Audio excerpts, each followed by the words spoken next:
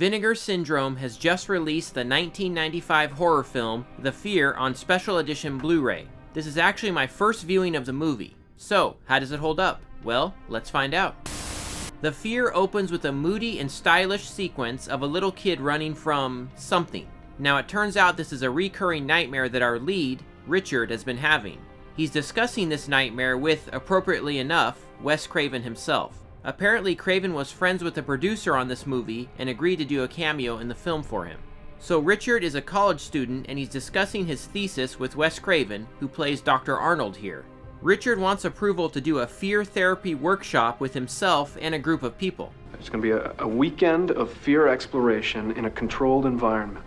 His request is approved and he goes to work recruiting his subjects. And I just have to point out, this movie is very 90s. I actually love that. It reminds me of a different time. Honestly, a better time. So Richard quickly gets his group of subjects together for the experiment. They consist of his fiancée, some friends, and later on his uncle. Now the fear therapy session will take place over the weekend at a secluded cabin where Richard grew up.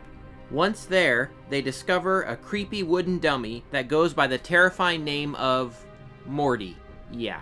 Now Morty has been in the family for years and was apparently originally used to display suits in Richard's grandfather's store window. By the way, doesn't Morty kind of look like Robin Williams from Bicentennial Man? I thought so anyway.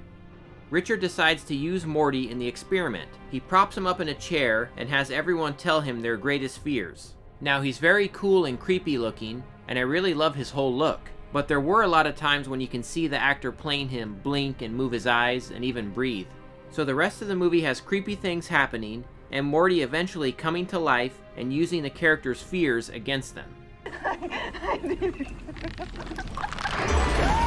How did she not notice that he was hiding in the hot tub?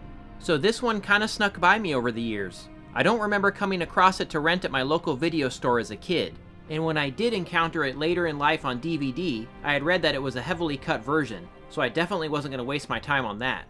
The Fear has a lot of stuff going on. In addition to the main storyline, there's a subplot about a campus rapist, secrets about Richard's past, and some really crazy stuff revealed about these two characters. Yikes.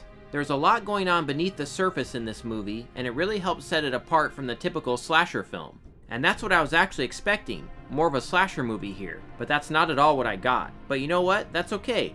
This movie is definitely a slow burn, but it kept my attention. I was interested in the characters and where the storyline was going. The acting is good all around, and it's got some nice direction. I honestly really enjoyed this one quite a bit, but I definitely might be in the minority on this, especially when going by the Internet Movie Database user ratings. Ouch. It's not perfect. We definitely could have used some gory kills and a bit more Morty action, but I liked it. The Fear is presented here fully uncut in a new 4K restoration. The picture quality is fantastic and really brings the 90s atmosphere to life. Special features include 2 commentary tracks, one with director Vincent Robert, and the other with executive producer Craig H. Sims. We've also got a 50-minute making-of documentary called Face to Face with Fear. It includes interviews with multiple cast and crew, and delves into the production of the film. Every aspect of the movie is discussed, and I really love these sorts of special features. The release includes a thick cardboard slipcover with newly created art that is just awesome. We also get reversible art as well. I had a lot of fun with this movie. Maybe more so than a lot of other people would. Now it is pretty slowly paced, and it's not perfect, but overall, I liked it, and I really think it's worth checking out. Highly recommended.